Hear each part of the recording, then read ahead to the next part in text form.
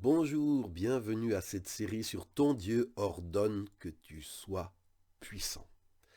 Dans la première partie de cette série, nous avons médité sur Éphésiens 6:10 où il était écrit au reste, fortifiez-vous dans le Seigneur et par sa force toute puissante.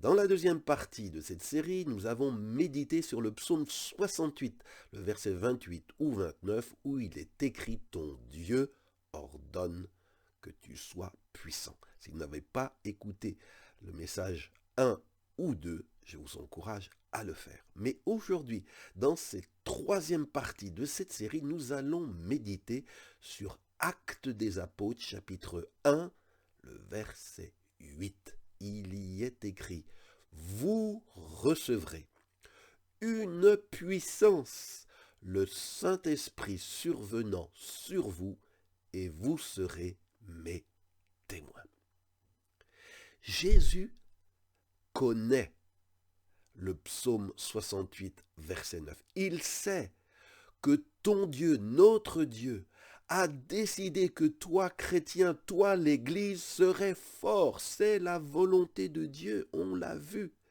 Eh bien, Jésus a exaucé cette décision du Père, ce désir du Père, en nous donnant le Saint-Esprit. Oui, le Saint-Esprit, c'est le don de Jésus à son Église. Il est écrit dans les Actes des Apôtres, chapitre 2, versets 32 et 33. Ce Jésus dont je parle, c'est Pierre qui le dit. Dieu l'a ressuscité. Nous en sommes témoins. Il a été élevé par la main droite de Dieu et il a reçu du Père l'Esprit Saint qui avait été promis et il l'a répandu sur nous.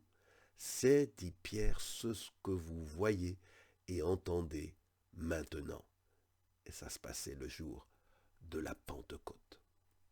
Bien-aimés, une fois le salut accompli pour ses frères, Jésus est monté au ciel et il a reçu de son Père l'Esprit Saint et il l'a répandu sur son Église.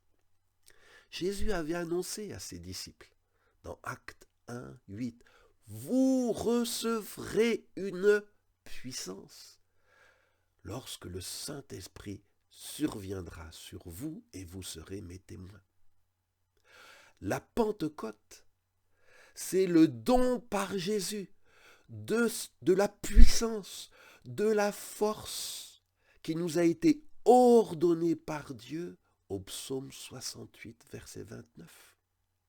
Oui, l'Église, à la Pentecôte, a été investie, a été introduite, a été revêtue de la puissance d'en haut.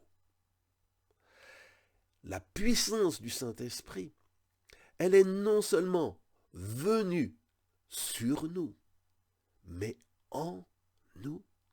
1 Corinthiens 6, 19 dit « Ne savez-vous pas que votre corps est le temple de l'Esprit Saint, cet Esprit qui est en vous et que Dieu vous a donné à la demande de Jésus. » Tu n'es pas chrétien, tu n'es pas Église de Jésus-Christ, une entité dépourvue de puissance. Non, non. Celui qui t'a ordonné d'être puissant t'a revêtu de puissance à la Pentecôte, de cette même puissance qui a ressuscité Jésus d'entre les morts. C'est écrit dans Romains 8, 11. L'esprit de celui qui a ressuscité Jésus d'entre les morts habite en vous, en toi. Alors comment peut-on justifier d'être faible quand une telle force nous a été mise à disposition par Jésus? C'est la puissance même de Dieu, la grande puissance, la toute-puissance de Dieu. Elle habite parce que l'Esprit de Dieu habite en moi et il est tout-puissant. L'Église, les chrétiens ont donc besoin d'apprendre à s'appuyer sur cette puissance du Saint-Esprit qui leur a été donnée. Vous savez, la même parole qui fut jadis annoncée à Zorobabel, elle nous est adressée à nous aujourd'hui. Ce n'est ni par ta puissance, écoute bien Église, écoute bien mon frère, ma sœur, ce n'est ni par ta puissance, ni par tes propres forces que tu accompliras ta tâche, mais c'est grâce à mon esprit, voici la parole de l'Éternel. On la lit dans Zacharie 4, 6. Ton Dieu ordonne que tu sois puissant, mais pas de ta puissance ou de ta force à toi, mais il t'ordonne d'être puissant par la force de l'Esprit Saint. L'Église, les chrétiens ont besoin, j'ai besoin, d'apprendre à me connecter à cette source de force et de puissance qui a été mise en moi, parce que c'est uniquement quand on est revêtu, habité, rempli de cette puissance, qu'avec Dieu, nous ferons des exploits. Psaume 60, verset 12. Oui, mon frère, ma sœur,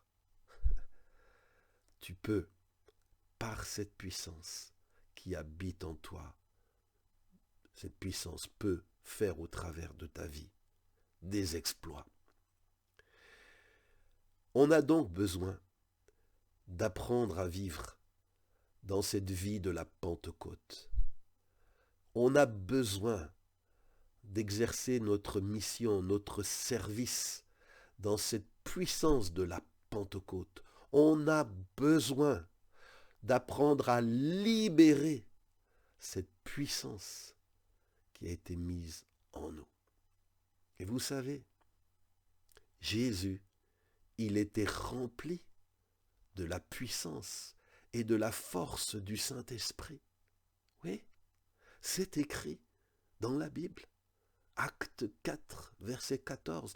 Jésus retourna en Galilée avec, il est écrit, la puissance de l'Esprit Saint. Et on se mit à parler de lui dans toute cette région. En tant qu'être humain, Jésus est notre modèle. Eh bien, il exemplifie pour nous une vie. Oui, la vie de Jésus était une vie livrée à l'Esprit Saint. Jésus était rempli de la puissance du Saint-Esprit. Jésus est l'être humain, le serviteur de Dieu le plus puissant qui ait existé, parce qu'il était totalement investi par l'Esprit de Dieu. Alors si le Fils de Dieu, qui était sans péché, a eu besoin de la puissance d'en haut pour accomplir sa mission, à combien plus forte raison, toi et moi en avons besoin. Alors comme Jésus, allons dans notre Galilée, mais allons-y dans la puissance de l'Esprit. Les premiers chrétiens, la première Église, elle était remplie, mon frère, ma sœur, de la puissance du Saint-Esprit. Écoute, écoute. Acte 4, 8. Pierre rempli de l'Esprit Saint. Acte 4, 31. Tandis qu'ils priaient, l'endroit où ils étaient réunis trembla et ils furent tous remplis de l'Esprit Saint et ils annonçaient la parole de Dieu avec assurance. Acte 6, verset 3. C'est pourquoi, frères et sœurs, choisissez parmi vous 7 hommes de bonne réputation, remplis de l'Esprit Saint et de sagesse, et nous les chargerons de ce travail. Acte 6, verset 8. Étienne, plein de force par la grâce de Dieu, accomplissait des prodiges et des signes extraordinaires parmi le peuple. Et il est dit un peu plus tard, mais lui, rempli de l'Esprit Saint, regarda vers le ciel et il vit la gloire de Dieu et Jésus debout à la droite de Dieu. Acte 10, 44. Pendant que Pierre parlait encore, l'Esprit Saint descendit sur tous ceux qui écoutaient son discours. Acte 11, 21. La puissance du Seigneur était avec eux, de sorte qu'un grand nombre de personnes crurent et se convertirent au Seigneur. Acte 13, 4. Barnabas et Saul, ainsi envoyés en mission par l'Esprit Saint, se rendirent à Séleucie. Acte 13, 9. Alors Saul, appelé Paul, rempli de l'Esprit Saint, fixa son regard sur lui. Acte 13, 52. Quant aux disciples à Antioche, ils étaient remplis de joie et d'Esprit Saint. Acte 19, 6. Paul posa les mains sur eux et l'Esprit Saint leur fut accordé. Ils se mirent à parler en des langues inconnues et à donner des messages de la part de Dieu. Mon frère, ma sœur, le livre des Actes des Apôtres, c'est en fin de compte le livre des actes du Saint-Esprit. Quand tu relis le livre des Actes, tu vois qu'il vivait ce que Dieu avait ordonné. Dieu ordonne que tu sois puissant de cette puissance du Saint-Esprit. Et l'Église, la première Église, l'Église primitive, l'était. On le voit dans les récits des Actes des Apôtres. Vous avez peut-être déjà entendu cette formule, que la communion du Saint-Esprit soit avec vous. Cette prière de bénédiction qu'on récite souvent pour terminer un culte, une cérémonie, eh bien parfois on la récite sans la comprendre. Mais pourtant, elle est là pour nous enseigner une vérité que les chrétiens, que l'Église chrétienne a besoin de comprendre. Quand il est dit que la communion du Saint-Esprit soit avec vous, et je prie que la communion du Saint-Esprit soit avec toi qui m'écoutes. Le mot communion, c'est le mot grec koinonia. Il désigne ce mot une relation proche et intime. Paul souhaitait que les chrétiens auxquels il s'adressait aient une relation, une communion intime avec le Saint-Esprit. Le Saint-Esprit n'est pas une force, il est une personne. Il est la troisième personne de la Trinité et il donne de la force à ceux qui s'appuient sur lui. Cette personne du Saint-Esprit, la Bible nous recommande de ne pas l'attrister. Éphésiens 4:30 dit ceci, n'attristez pas l'Esprit Saint de Dieu. Ou dans la traduction Parole de vie, il est dit, ne faites pas de peine à cet esprit. Mon frère, ma sœur, si tu attristes le Saint-Esprit par ton péché, par tes compromis, tu ne pourras jamais être fort. Parce que quand une personne est triste, elle se retire, elle va pleurer dans son coin. Si le Saint-Esprit qui est en toi pleure, tu ne pourras jamais être un chrétien, une chrétienne puissante comme Dieu te le commande. La Bible nous recommande aussi de ne pas éteindre la force ou la puissance de l'Esprit de Dieu qui est en nous. 1 Thessaloniciens 5:19 dit ceci, n'éteignez pas l'Esprit. C'est la traduction de Louis II. Dans la traduction français courant, il est dit, ne faites pas obstacle à l'action de l'Esprit Saint.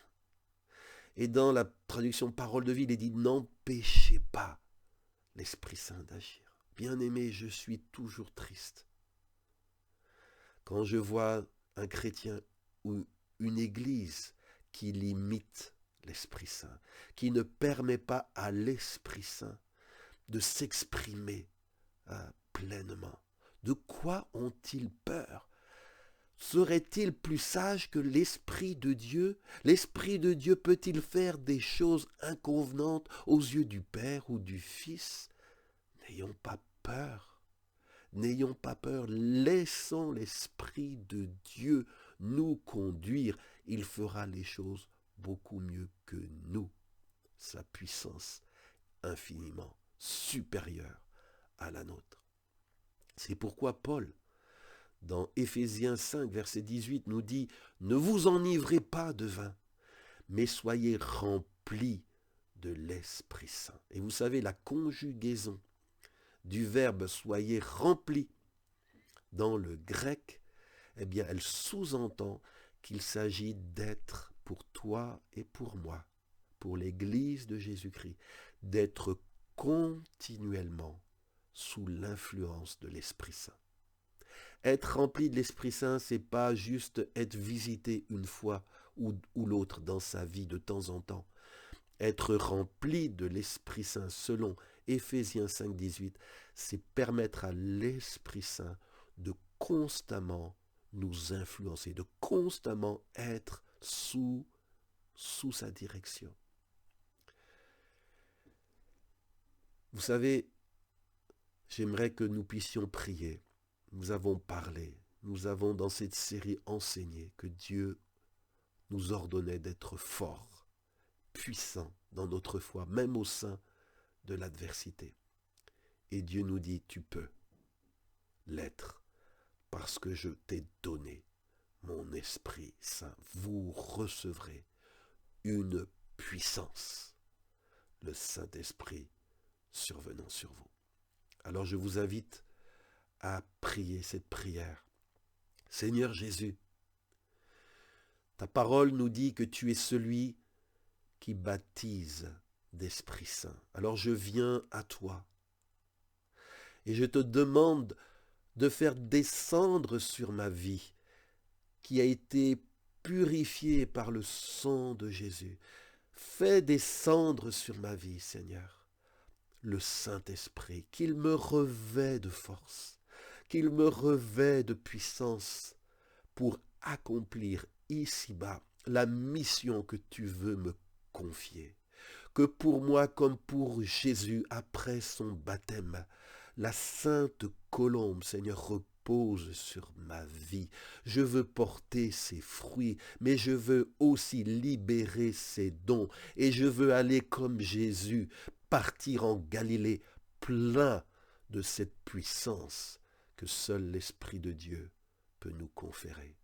Et je le demande non pour ma gloire, mais pour la tienne, au nom de Jésus.